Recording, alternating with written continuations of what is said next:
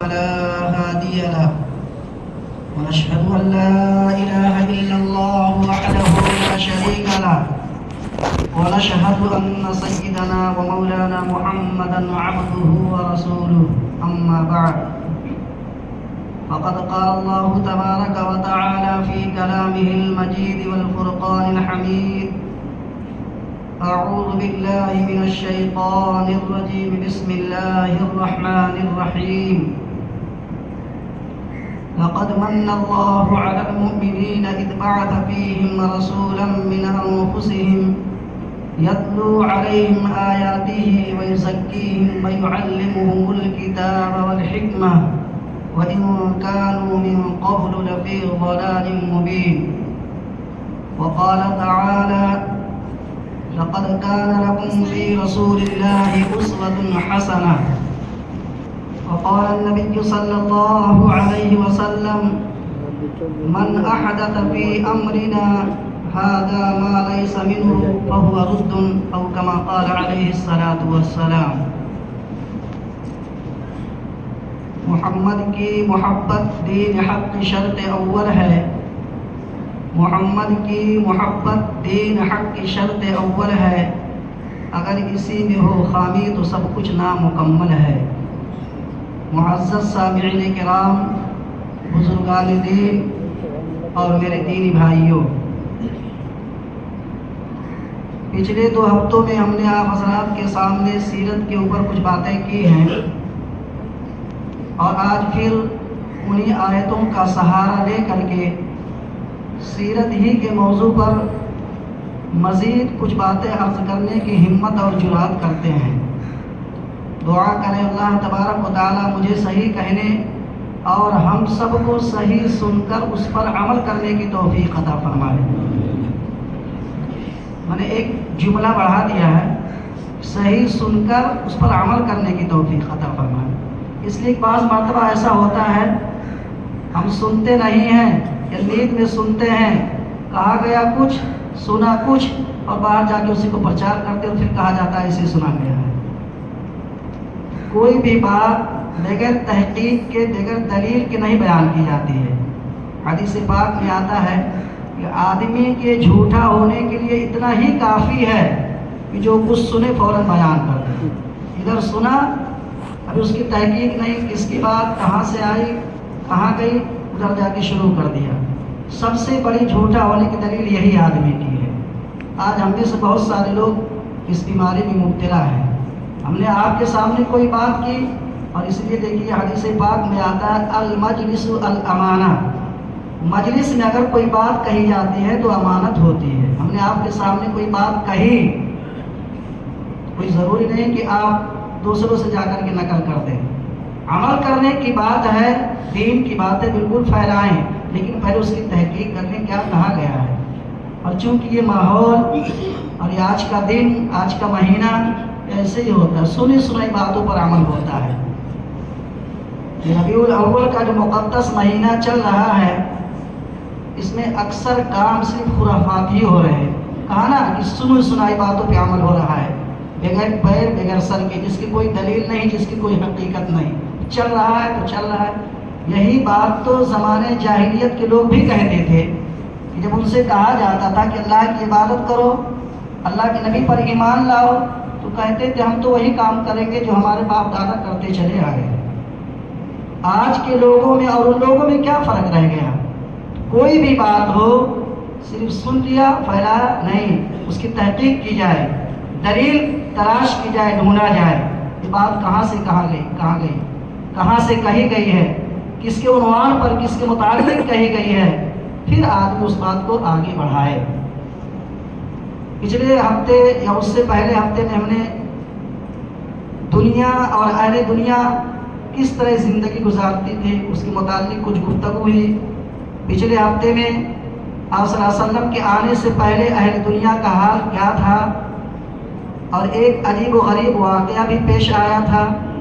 نعوذ باللہ خانہ کعبہ کو گرا دینے کے منصوبے بن رہے تھے، لیکن اللہ نے ناکام کر دیا. آپ صلی اللہ علیہ وسلم کی ولادت سے پہلے یہ سب ہوا. آپ جب دنیا میں تشریف لائے ایک پرسکون ماحول بنا. اگرچہ قربانیاں ہوئیں، قربانیاں دینے کے بعد لیکن پھر ہر انسان کو پہچاننے لگا، ہر ایک کے حق کا صحیح طریقہ معلوم ہوا، کس کا کیا حق ہے. بات یہاں پر ختم ہوئی تھی کہ پہلے زمانے میں اہل عرب کے اندر یہ رواج تھا کہ جب کوئی بچہ پیدا ہوتا تھا اس کو دیہاتوں میں بھیج دیا جاتا تھا، اس کی پرورش کے لیے، دودھ پلانے کے لیے گاؤں دیہات میں بھیج دیا جاتا تھا، اس لیے کہ وہ سب کو معلوم تھا. اور آج بھی یہی حال ہے، شہروں کے مقابلے میں دیہاتوں کی آب و ہوا یا دیہات کی کوئی بھی چیز شہر کے مقابلے میں بہت بہتر ہوتی ہے. تو اس زمانے میں بھی ایسا چلتا تھا. اور ایک قبیلہ تھا اور لوگ اس لیے بھیجتے بھی تھے کہ وہاں جا کر کے دیہاتوں میں جب بچہ پرورش پائے گا تو اس کی تربیت اچھی ہوگی اور اس کی زبان ایک دم فصیح بلیغ ہو جائے گا، بولنے کا انداز سیکھ لے گا وہ. ہم نے تجربہ بھی کیا، آپ بھی جانتے ہیں کہ شہر ہے، شہر اپنا بمبئی شہر لے لیجیے، اسی علاقے کو لے لیجیے. اس علاقے میں نہ جانے کتنے صوبے کے لوگ ہیں، بہار ہے، بنگال ہے، آسام، پتہ نہیں کہاں کہاں کے ہیں. ہر ایک کی زبان الگ الگ ہے. یہاں کوئی بھی اپنی زبان صحیح بول سکتا ہے، اس لیے کہ اگر آدمی بہار کے لوگوں سے ملے گا تو ان کی زبان میں فرق رہے گا، گجرات کے لوگوں سے ملے گا تو ان کی زبان میں فرق رہے گا، یو پی کے لوگوں سے ملے گا تو ان کی زبان میں مختلف قسم کے لوگ ہیں تو زبان الگ ہے. لیکن دیہات میں ایسی بات نہیں ہے.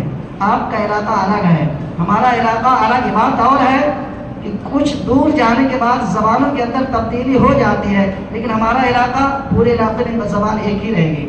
آپ کا علاقہ پورے علاقے میں بات ایک ہی رہے گی. تو ایسے اس زمانے میں زبان کو صاف ستھری کرنے کے لیے گاؤں دیہات میں بھیج دیا جاتا تھا. اور ان کو معلوم تھا کہ جس بچے کی پرورش دیہات میں ہوگی، گاؤں میں ہوگی، اس کی صحت بھی صحیح رہے گی اور اس کی زبان بھی صاف ہو جائے گی. اور میں نے کہا کہ اس زمانے میں ایک قبیلہ تھا، قبیلہ بنو سعد. مکہ سے 150-200 کلومیٹر کی دوری پہ آبادی ہے. اس بستی پہ عذاب کیا قحط آ گیا، قحط پڑ گیا، بارش نہ ہوئی. اب وہاں کے لوگ پریشان کہ کیا کرنا چاہیے. بہرحال محنت مزدوری کرتے تھے. کچھ عورتوں نے مشورہ کیا کہ ہم کو بھی کچھ کرنا چاہیے. انہوں نے سوچا کہ چلو ہم مکہ شہر چلتے ہیں، وہاں سے چھوٹے چھوٹے بچوں کو لے کے آئیں گے، ہم ان کی پرورش کریں گے، ان کو دودھ پلائیں گے، جیسا بھی ہوگا پھر ان کی پرورش کے اوپر ہم کو انعام ملے گا، جو پیسہ ہم کو ملے گا اس سے ہماری ضرورتیں پوری ہوں گی. چنانچہ لکھا ہے کہ 10 عورتوں نے مشورہ کر کے مکہ کا ارادہ کیا چلنے کے لیے. ان 10 عورتوں میں ایک عورت حضرت حلیمہ سعدیہ رضی اللہ تعالی عنہا بھی تھی، جن کا ستارہ زندگی کا ستارہ چمکنے والا تھا. لکھا ہے کہ جو 9 عورتیں تھیں حضرت حلیمہ کے علاوہ، جب وہ اپنی سواری پر سوار ہوئیں تو ان کی سواری ایک دم مضبوط ہواؤں سے بات کرتے ہوئے چلنے لگی. اور حضرت حلیمہ کی سواری جو تھی، ایک اونٹنی اور ایک گدھی، ایک دم انتہائی درجے کی کمزور، لاغر، کوئی طاقت نہیں. کچھ دور جاتی تھی بیچاری وہ سواری رک جاتی تھی. اب ان کے ساتھ میں جو اور سواریاں تھیں، جو عورتیں تھیں، وہ ان کا انتظار کرتی. ایک جگہ رک کے انتظار کی، دو جگہ انتظار کی. آخر میں تنگ آ کر کے ان عورتوں کو کہنا پڑا کہ حلیمہ آپ ہمارے پیچھے آئیے، ہم آپ کا انتظار نہیں کر سکتی، ہم چلتی ہیں، کب تک ہم آپ کا انتظار کریں گے. لیکن اللہ ان کی قسمت کو چمکانا تھا. وہ مکے کے اندر پہنچ گئیں. وہ 9 عورتیں مکے کے اندر جب پہنچ گئیں، اب انہوں نے چھوٹے چھوٹے بچوں کو تلاش کرنا شروع کیا. اور ان کا ارادہ یہ تھا کہ ہم پہلے جب پہنچ جائیں گے نا تو مالداروں کے بچوں کو لے لیں گے، مالداروں کے بچوں کی جب پرورش کریں گے تو ہم کو زیادہ انعام ملے گا. یہ لوگ بچوں کو تلاش کرتے کرتے 1-2 عورتیں بی بی آمینہ کے گھر پہ بھی پہنچی. بی بی آمینہ بیوہ تھی، شوہر کا انتقال ہو گیا تھا. عورتیں بچوں کو دیکھتی تھی، آپ صلی اللہ علیہ وسلم سوئے ہیں. عورتیں آتی تھی، بچے کو کھول کر کے دیکھتی تھی، پھر پوچھتی تھی کہ اس بچے کا باپ کیا کرتا ہے. بھائی جب باپ رہے گا کچھ کرے گا تبھی تو ہم کو انعام دے گا. تو انہوں نے پوچھا کہ اس بچے کا باپ کیا کرتا ہے. تو حضرت آمینہ کہتی ہیں کہ بچہ یتیم ہے، اس کے والد دنیا سے چلے گئے. تو عورتیں نظر انداز کر کے چلی جاتی. جب باپ ہی نہیں ہے تو انعام کون دے گا ہم کو؟ ہم محنت کریں گے، بچے کی پرورش کریں گے، ان پر ہم کو جو انعام ملنے والا وہ کون دے گا. پھر ایک عورت آئی، 2 اور 4 آئی، سب دیکھ دیکھ کر کے چلی جاتی تھی. حضرت آمینہ کو اس بات پر بڑا رنج ہوتا کہ اے کاش آج اگر میرے شوہر زندہ ہوتے تو میرے بچے کی پرورش میں میرا ہاتھ بٹاتے. بچہ جب تھوڑا اور ہوشیار ہوتا تو بچے کو اپنے ساتھ گھماتے جیسے آج ہم اپنے بچوں کو گھما رہے ہیں. اور جب بڑا بچہ ہوتا تو اس کو کھلونے دلاتے کہ بچے کی جو ضروریات ہوتی باپ کے رہنے پر آسانی سے پوری ہو جاتی. آج باپ نہ ہونے کے ناطے میرے بچے کو کوئی ہاتھ نہیں لگاتا. آواز آئی غیب سے کہ آمینہ تم کیوں پریشان ہوتی ہو؟ یہ بچہ تو ہے دیکھنے میں لیکن اس بچے نے تو وہ شان پائی ہے کہ ایک دن آئے گا ہم اس بچے کو آسمان کے چاند کو کھلونا بنا دیں گے. ان کے باپ اگر ہوتے تو مٹی کا کھلونا دیتے, پلاسٹک کا کھلونا دلاتے. ایک دن آئے گا اس بچے کو میں آسمان کے چاند کو اس کے لیے کھلونا بنا دوں گا. اور صرف کھلونا بناؤں گا نہیں بلکہ اگر یہ بچہ اشارہ کرے گا تو چاند کے 2 ٹکڑے بھی کر دوں گا. بچے کے اشارے پہ کروں گا. آپ کیوں پریشان ہوتی ہیں آمینہ؟ تم کیوں کہتی ہو کہ اگر اس کا بچہ ہوتا, اس کے باپ ہوتے تو اپنے ساتھ سیر و تفریح کراتے, گھماتے ادھر ادھر. ایک وقت آئے گا کہ اس بچے کو میں عرش پہ بلاؤں گا اور جنت کی سیر کراؤں گا. تم کیوں پریشان ہوتی ہو؟ وقت تو آنے دو. ہوا یہی بھی. حضرت حلیمہ سعدیہ رضی اللہ تعالی عنہا وہ بھی مکہ مکرمہ پہنچتی ہیں.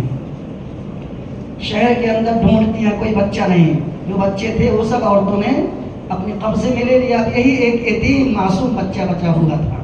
میرے اور آپ کے آقا جناب محمد الرسول اللہ صلی اللہ علیہ وسلم حضرت حلیمہ سعدیہ رضی اللہ تعالی عنہا بی بی آمینہ کے گھر پہنچتی ہیں, پوچھتی ہیں. انہوں نے کہا بچہ ہے. پھر پوچھتی ہیں کہ اس کا باپ کیا کرتا ہے, تو وہی جواب کہ باپ نہیں ہے. ان کے دل میں بھی تھوڑا عجیب لگا حضرت حلیمہ کو, لیکن انہوں نے سوچا چلو بچے کو کھول کے دیکھ تو لیتے ہیں کیسا بچہ ہے. بچہ سو رہا ہے.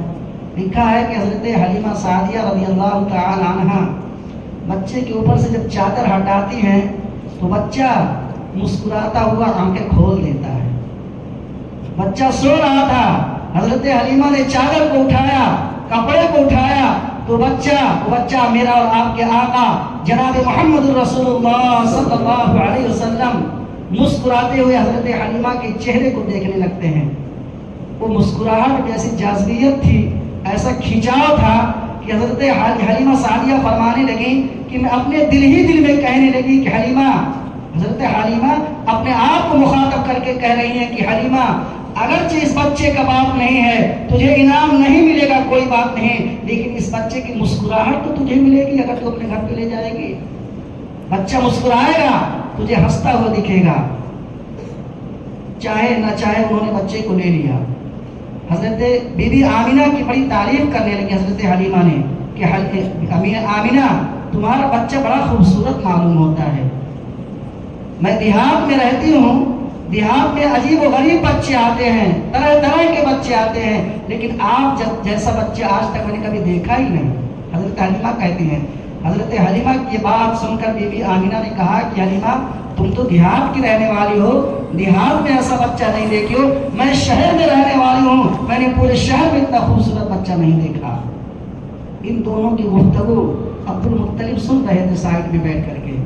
حلیمہ تعریف کرتی ہیں, بی بی آمینہ تعریف کرتی ہیں. اب ان سے رہا نہیں گیا عبد المطلب سے. حضرت عبد المطلب نے کہا کہ حلیمہ تم کہتی ہو کہ میں دیہات کی رہنے والی ہوں, میں نے دیہات میں ایسا بچہ نہیں دیکھا. آمینہ تم کہتی ہو کہ میں شہر میں رہتی ہوں, شہر میں ایسا بچہ نہیں دیکھا. ارے میں تو ملکوں کا سفر کرتا ہوں, ایک دو نہیں, نہ جانے کتنے ملکوں کا سفر میں نے کیا, لیکن اتنا خوبصورت بچہ میں نے کبھی نہیں دیکھا. اب میں ایک سوال اپنے طرف سے کرتا ہوں. تصورات کی دنیا میں چلیے کہ اگر اس وقت حضرت جبریل ہوتے وہاں, حضرت جبریل وہاں ہوتے تو ان کو بھی یہ کہنا پڑتا کہ حلیمہ تم نے دیہات میں نہیں دیکھا, آمینہ تم نے شہر میں نہیں دیکھا, عبد المطلب تم ملکوں کا سفر کرتے ہو نہیں دیکھتے ہو, میں تو پوری دنیا کا سفر کرتا ہوں لیکن اتنا خوبصورت بچہ کہیں نہیں دیکھا. اللہ کو بھی بڑی خوشی ہوئی جب اپنے نبی کو بنائے تھے, بہت خوش ہوئے تھے. میرا خلاصہ کلام یہ ہوا کہ حضرت حلیمہ بچہ لینے کے لیے تیار, بی بی آمینہ ان کے سپرد کر رہی ہیں اپنے بچے کو, لاڈلے کو. لیکن اللہ کی شان پہ قربان جائیے, اللہ نے اپنے حبیب کی پرورش دیکھیے کیسی عورتوں کے ذریعہ کرواتا ہے. اپنے حبیب اور اپنے لاڈلے نبی کی ماں کس کو بنایا؟ آمینہ کو بنایا۔ اللہ چاہتا تو کسی بھی عورت کے پیٹ میں آپ کی زندگی بخش دیتا، لیکن حضرت آمینہ کو آپ کی ماں بنایا۔ کیوں؟ آمینہ کے معنی آتے ہیں امانت کی حفاظت کرنے والی، اور اللہ کے نبی میرے اور آپ کے آقا اللہ کی بہت بڑی امانت ہیں۔ حضرت آمینہ نے حفاظت کی۔ جب پرورش کی باری آئی تو اللہ نے کسی اور کو نام حلیمہ سعدیہ کو چنا۔ حلیمہ کے معنی میں آتے ہیں سنجیدگی، حلم، بردبار، صبر کرنے والی۔ اس لیے کہ بچے کی پرورش میں اگر ماں کے اندر صبر نہ ہو تو بچہ چھوٹی چھوٹی غلطی کرتا ہے، ماں ناراض ہو جائے گی، اس کو پیٹ دے گی، لیکن حضرت حلیمہ کے اندر یہ چیز نہیں تھی۔ ان کے نام کا اثر ان کے اوپر تھا۔ بی بی آمینہ اپنے لخت جگر نور نظر کو دعائیں دیتے ہوئے حضرت حلیمہ کے سپرد کرتے ہیں کہ لے جاؤ۔ میرے دوست اب یہاں رک کر کے ایک نقطے کے بعد میں آپ کو بتاتا ہوں کہ ماں باپ کی دعاؤں میں کیا اہمیت ہوتی ہے۔ بی بی آمینہ نے اپنے لخت جگر کو دعائیں دے کے حضرت حلیمہ کے سپرد کر دیا۔ حضرت موسیٰ علیہ السلام کی والدہ نے حضرت موسیٰ کو سمندر میں ڈالا تھا، دعائیں دی تھی اللہ حفاظت کرے گا۔ چلے تھے تو موسیٰ تھے، لوٹ کر کے آئے تو موسیٰ کلیم اللہ ہو گئے تھے۔ جب سمندر میں ڈالا گیا کون جانتا تھا ایک لاکھ نبی ہوگا، اور ایسا نبی جو اللہ سے باتیں کرے گا۔ چلے اپنے گھر سے سمندر میں گئے تو موسیٰ تھے، لوٹ کے آئے تو موسیٰ کلیم اللہ سے باتیں کرنے والے ہو گئے۔ حضرت اسماعیل علیہ السلام کو ان کی والدہ نے نہلا دھلا کر صاف ستھرے کپڑے پہنائے، اس لیے کہ حضرت ابراہیم نے کہا تھا کہ مجھے دوست کے پاس جانا ہے، دوست کی ملاقات میں۔ ان کو کیا معلوم تھا کہ کہاں لے جا رہے ہیں۔ حضرت اسماعیل علیہ السلام کو ابراہیم علیہ السلام لے کے چلتے ہیں۔ چلے تو اسماعیل، لوٹ کے آئے تو اسماعیل ذبیح اللہ ہو گئے۔ ایسے ہی میرے دوستوں اور بزرگوں، میرے اور آپ کے آقا نام تھا محمد کی محمدی رخصت ہوئی حلیمہ کے گود میں محمد نام کے واپس آئے تو محمد الرسول اللہ بن کر کے واپس آئے۔ یہ تھی ماؤں کی دعاؤں کا نتیجہ۔ ماں باپ کی دعاؤں میں یہ اثر ہوتا ہے۔ آج میرے دوستو ہم اور آپ اپنے ماں باپ کے سامنے کیا کرتے ہیں؟ انہیں جھڑک دیتے ہیں، انہیں ڈانٹ دیتے ہیں اور کہتے ہیں تو اسے بکواس کرتی رہتی ہے۔ ایک صحابی اللہ کے نبی صلی اللہ علیہ وسلم کے پاس آئے اور کہنے لگے کہ اللہ کے نبی مجھ سے بہت بڑا گناہ ہو گیا ہے، کیسے میری نجات ہو سکتی ہے؟ آپ صلی اللہ علیہ وسلم نے فرمایا کیا تمہارے والدین زندہ ہیں؟ انہوں نے کہا ہاں۔ کہا جاؤ ان کی خدمت کرو، اللہ تمہارے گناہوں کو معاف فرما دے گا۔ آج ہم پیر صاحب کے پاس جائیں گے، نہ جانے کتنے بڑے بڑے لوگوں کے پاس جائیں گے اپنی دعا کروانے کے لیے۔ ہمارے گھر میں اتنے بڑے پیر ہیں، ہمارے مرشد ہیں، کوئی قدر نہیں ہے۔ میرے دوستوں اور بزرگوں، جن کے والدین حیات ان کی قدر کر لیں، نہ زندگی بھر آدمی کو پچھتانا رہتا ہے، پھر پچھتانے سے کچھ نہیں ہوتا ہے۔ بہرحال حضرت حلیمہ آپ صلی اللہ علیہ وسلم کو لے کے رخصت ہوتی ہیں۔ ان کے شوہر شہر کے باہر انتظار کر رہے تھے کہ حلیمہ آئے گی، حلیمہ آئے گی۔ دیکھے آ رہی ہیں حلیمہ تو پوچھا کوئی بچہ ملا؟ حلیمہ نے کہا ہاں ملا ہے، لیکن ان کے باپ نہیں ہے۔ مطلب یہ کہ انہوں نے لیا تھا، اطمینان نہیں تھا ان کو کہ مزدوری ملے گی نہیں۔ ان کے شوہر تھے نیک آدمی جن کا نام حارث تھا، انہوں نے کہا گھبرانے کی بات نہیں ہے، عسى الله ان يجعل لنا فيه برکۃ، اللہ سے امید ہے اس بچے کی برکت سے اللہ ہمیں بہت زیادہ نوازے گا۔ حضرت حلیمہ کو سواری پہ سوار کرتے ہیں ان کے شوہر اور بچے کو گود میں دے دیتے ہیں، پھر اپنی سواری پہ آگے بیٹھ جاتے ہیں، یعنی حلیمہ کو پیچھے بیٹھائے، بیچ میں معصوم بچہ ہے اور آگے آپ بیٹھ گئے ان کے شوہر۔ اب جب سواری کو کھڑا کر رہے ہیں، اٹھنے کو کھڑا کر رہے ہیں تو اٹھنی کھڑی ہوتی نہیں، ڈنڈے مار رہے ہیں، جو کچھ کرنا تھا کر رہے ہیں، لیکن اٹھتی نہیں۔ وہ بھی سوچنے لگے ہو سکتا ہے تھک گئی ہو، ایک تو کمزور لاغر تھی ہی، اس وجہ سے نہیں اٹھتی۔ پھر اس سواری کے اوپر سے جب نیچے آتے ہیں، نیچے جب کھڑے ہو کر اس کو اٹھاتے تو فوراً اٹھ جاتی ہیں، پھر بیٹھنے کے لیے اس کو بیٹھاتے ہیں، پھر جب کھڑی کرتے تو کھڑی نہیں ہوتی۔ آخر کار مجبور ہو کر کے ان کو یہی کرنا پڑا کہ حلیمہ کو آگے کر دیا اور حلیمہ کے پیچھے آپ بیٹھ گئے ان کے شوہر۔ جب حضرت حلیمہ کو آگے کیا گیا تو ان کے گود میں بچہ تھا، وہ بچہ آگے ہوا، حلیمہ نہیں آگے ہوئی، پہلے بچہ پھر حلیمہ اور ان کے پیچھے ان کے شوہر۔ جب وہ سواری پہ سوار ہوئے فوراً سواری کھڑی ہو گئی۔ میرے دوستو اس سے اللہ یہ سبق دینا چاہتا تھا کہ یہ بچہ آج بچہ ہے، ایک وقت آئے گا کہ پوری دنیا کا سردار بنے گا اور سردار کے لیے مناسب نہیں کہ پیچھے چلے۔ سردار کے لیے مناسب نہیں ہے کہ وہ کسی کے پیچھے بیٹھے. آپ ان کو پیچھے بیٹھا کے چلا رہے تو کیسے سواری چلے گی؟ حضرت حلیمہ فرماتی ہیں میں لاڈلے نبی کو لے کر کے جب اپنے بستی کے قریب پہنچی بھی شہر میں داخل نہیں ہوئی, قبیلے بنو سعد میں بھی داخل نہیں ہوئی, کئی کلومیٹر دور ان کو محسوس ہوا کہ بہترین خوشبو آ رہی ہے میرے گاؤں سے, میرے شہر کے بہترین گلاب کی خوشبو آ رہی ہے. جبکہ وہاں کے لوگ خوشبو لگانا کیا, خوشبو سونگھنا بھی نہیں جانتے تھے خوشبو کہتے کس کے, لیکن گلاب کی بہترین خوشبو آ رہی تھی. جو قریب پہنچی پتہ لگایا کسی نے ایسا کیا, خوشبو نہ کچھ نہیں. تو اس سے یہ پتہ چلا تھا کہ اللہ تعالیٰ اپنے حبیب کا استقبال فرشتوں کے ذریعہ کروا رہا تھا, خوشبو کے ذریعہ. خوشبو لگاؤ, ہر گھر میں جا کر کے خوشبو کا فوارہ لگاؤ, میرے نبی آ رہے ہیں. حضرت حلیمہ فرماتی ہیں کہ جب میں اپنے گھر میں داخل ہوئی تو میرے گھر میں چند بکریاں تھیں, اب میرے آقا کی برکت ابھی سے شروع ہو گئی. ابھی گھر میں نہیں آئے, شہر میں نہیں آئے, برکتیں شروع. اپنا قدم اپنے گھر کے اندر رکھتی ہو, 4-6 بکریاں جو تھیں آپ کے آنے سے پہلے ان کے تھن دودھ سے بالکل خالی تھے. لیکن جیسے ہی میرے اور آپ کے آقا حضرت حلیمہ کے گھر میں داخل ہوتے ہیں ان بکریوں کا حال یہ ہوا کہ ان کے تھن دودھ سے بھر گئے, ان کے شوہر دودھ نکالنے لگے, گھر کے اندر جتنے برتن تھے سب بھر گئے. حلیمہ سے کہنے لگے حلیمہ لگتا ہے بڑا نیک بچہ ہے. اللہ نے ان کے ذریعے برکتیں شروع کی, پورے علاقے کے لوگوں کی پرورش ہوئی, پورے علاقے کے لوگ خوشحالی کی زندگی بسر کرنے لگے. میرے دوستو میرا اصل موضوع تو تھا آج کے اوپر تھا, میں نے کہا پہلے بھی کہہ دیا تھا کہ سیرت کا ایسا موضوع ہے اگر اس کے اوپر آدمی بیان کرے تو کئی مہینے لگ جائے. میں نے یہاں تک کھینچ کھانچ کے کسی طریقے سے کاٹ پیٹ کے پہنچایا, بہت ساری باتیں رہ بھی گئی ہیں. اصل جو بات آج کی ہے, آج کی کیا کل کی بات ہے. اب یہیں سے آپ ایک چیز کا اندازہ لگا لیجئے, جو اپنے آپ کو عاشق رسول کا دعویٰ کرتے ہیں اور کہتے ہیں کہ ہم سچے رسول کے عاشق ہیں, ہم سے بڑا عاشق کوئی ہو ہی نہیں سکتا ہے. عید میلاد النبی منانے والے اپنے آپ کو عاشق رسول ہونے کا دعویٰ کرتے ہیں. اگر عاشق رسول ہونے کا دعویٰ کرتے ہو تو کل ہی 12 ربیع الاول کل ہی مناتے, آج کیوں مناتے؟ پتا چلا اس سے یہاں یہ بات پتا چلتی ہے, اگر اس سے یہ کہا جائے کہ ظہر کی نماز سنیچر کی اتوار کے دن پڑھ لو تو پڑھ لیں گے, کوئی بات نہیں. آج جمعہ ہے, جمعہ کی نماز سنیچر کو پڑھی جائے پڑھ لیں گے, کوئی بات نہیں. پھر یہ دین کہاں رہ گیا, پھر یہ تو ہماری منمانی ہوئی. میرے دوستوں ہم اور آپ اپنی آنکھوں سے دیکھے ہوں گے بڑے بڑے پوسٹر چھپائے گئے ہیں, بینر لگائے گئے ہیں, گھروں کی دیواروں پر لگائے گئے, کھمبوں کے اوپر چسپے کیے گئے ہیں, اور اس کا عنوان ہوتا ہے جلسہ سیرت النبی یا عید میلاد النبی.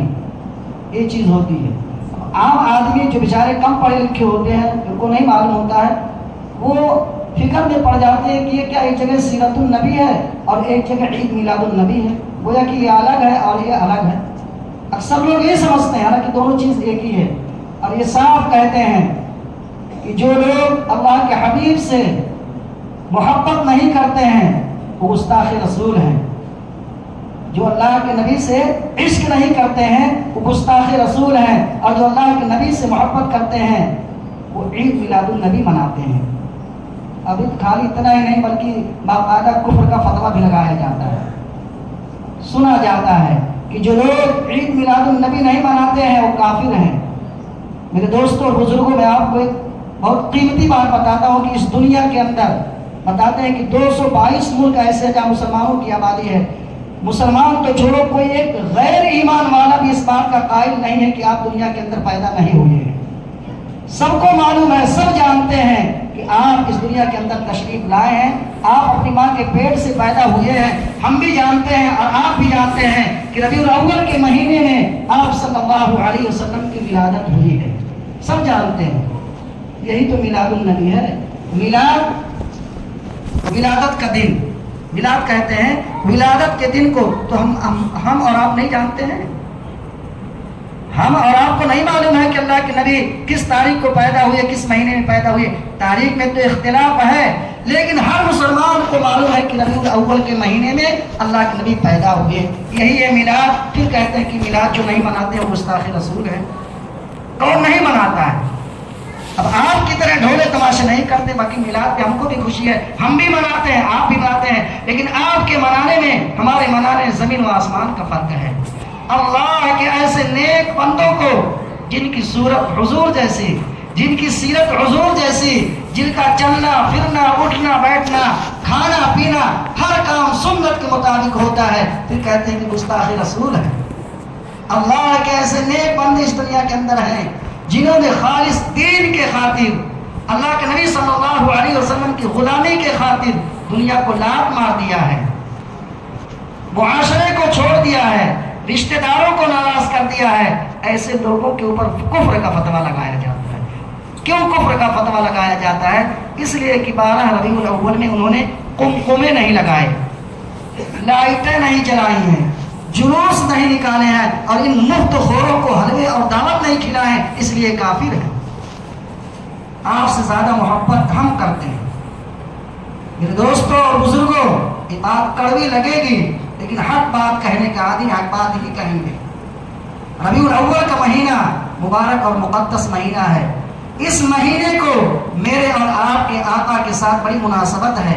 ربیع الاول میں آپ صلی اللہ علیہ وسلم پیدا ہوئے اور ربیع الاول کے مہینے میں ہی آپ کا انتقال بھی ہوا۔ کیوں ایسا ہوا؟ حضرت مولانا اشرف علی صاحب تھانوی بہت بڑی حکمت اس کے اندر لکھتے ہیں۔ یہ دونوں ایک ہی مہینے میں کیوں؟